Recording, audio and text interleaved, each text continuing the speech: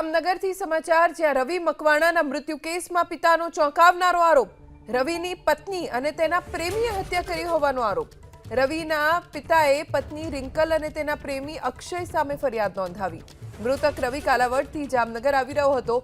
અક્ષયે તેની જીપથી ટક્કર મારી હત્યા કર્યાનો આરોપ લગાવવામાં આવ્યો છે। રવિના પિતાએ તેની પત્ની અને પ્રેમીની સામે ફરિયાદ નોંધાવી છે। મૃતક રવિ કાલાવડથી જામનગર આવી રહ્યો હતો અને અક્ષયે તેની જીપથી ટક્કર મારી હત્યા કર્યાનો આરોપ મૃતકના પિતાએ લગાવ્યો છે।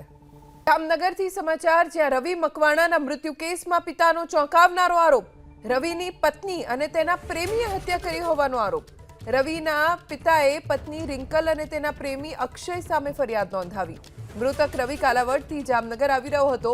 અક્ષયે તેની જીપથી ટક્કર મારી હત્યા કર્યાનો આરોપ લગાવવામાં આવ્યો છે।